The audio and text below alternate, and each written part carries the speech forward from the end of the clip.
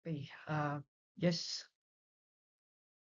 Okay. Ayon po sa MacArthur Bible Handbook at ito pong topic na ito ay tumutukoy naman po sa kung sino po yung may akda ng aklat ng Genesis at kung ano po yung nasa likod ng kasaysayan ng aklat na ito. O yung tinatawag po natin na background at yung tinatawag po natin na settings.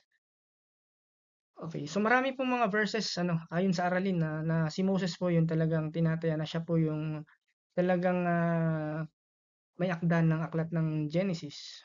So pumili po tayo ng ilang mga passage or mga verses na magpapatunay na si Moses po talaga yung may akda po nito. He was inspired by the Holy Spirit. Sa Exodus chapter 17 verse 14, sinabi ni Yahweh kay Moses, "Sulat mo ang pangyayaring ito upang hindi ninyo malimutan at sabihin mo naman kay Josue na lilipulin ko ang Amalekita." Alright, sa unang bahagi po ng verse na ito, na si Moses ang kausap po ng ating Diyos, ating Panginoon. Sinabi ni Yahweh kay Moses, sa bilang 33 verse 2, Numbers 33 verse 2, ayon sa utos ni Yahweh, itinala ni Moses ang bawat yugto ng kanilang paglalakbay buhat sa simula. Okay, again si Moses po yung sinasabi po doon na siyang magtala, mag-record, sumulat ng bawat yugto ng kanilang paglalakbay sa simula. Then also sa Josue chapter 8 verse 31, mga batong hindi tinapyas ng pait ang ginamit niya sa altar ayon sa bilin ni Moses at nagsasaad na sa kautusan sa ibabaw ng altar na iyon ay nag-alay sila kay Yahweh ng mga handog na sinusunog at mga handog na pinagsasaluhan. Sa New Testament naman na ito, pagkatapos sinabi sa kanya ni Jesus, huwag mong sasabihin ito kanino man sa halip pumunta ka at magpasuri sa pari. Pagkatapos mag-alay ka ng handog na iniutos ni Moses bilang patunay sa mga tao na ikaw nga'y magaling na at malinis na. Okay, again, si Moses po ay binanggit po ng ating Panginoon Diyos, ng ating Panginoon. Sa Book of Mark, sa Marcos chapter 12 verse 26, ito naman po yung sinabi, tungkol naman sa muling pagkabuhay, hindi ba ninyo nabasa? Again, sa aklat ni Moses, sa kasaysayan ng nagliliyab na mababang puno, ang sinabi ng Diyos sa kanya, ito ang sinasabi niya, ako ang Diyos ni Abraham, Diyos ni Isaac, at Diyos ni Jacob. Alright, so si Lord po yung nagsasalita po doon. Sa Book of Luke 16:29, basahin ko po ngunit sinabi sa kanya ni Abraham, nasa kanila ang mga kasulatan ni Moses at ng mga propeta, iyon ang kanilang pakinggan. Alright. So doon sa ating pong aralin na tinatayang isinulat ni Moses ang Genesis nung humigit kumulang 1445 hanggang 1405 BC At yun po yung panahon na kung saan itinala ni Moses ang aklat ng Genesis.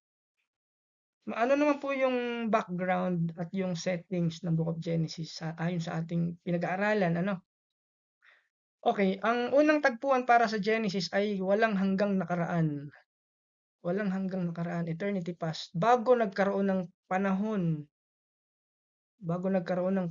yun po yung tagpuan na sinasabi po, yung settings.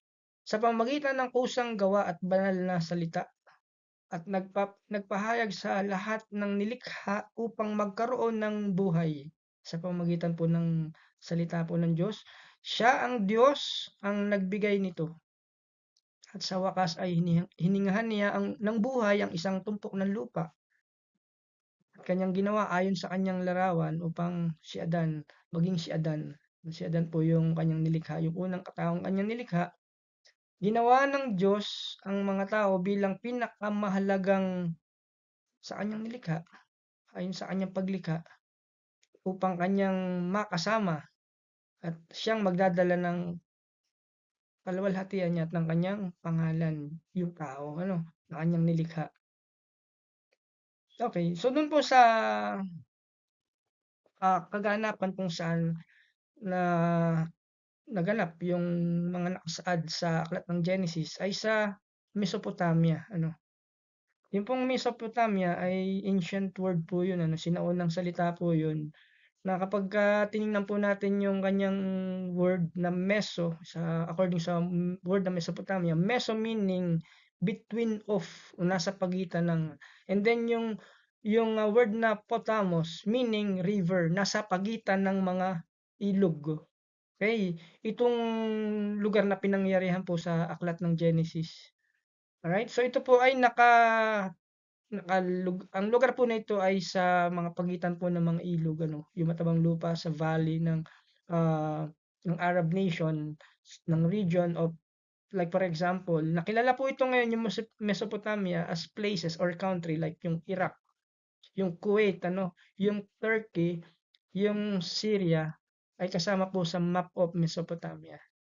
So yun po yung mayakda, narinig po natin si Moses at yung mga panahon kung kailan, at then kung ano po yung nasa likod ng kasaysayan at yung kanyang setting o yung tagpuan ng Book of Genesis.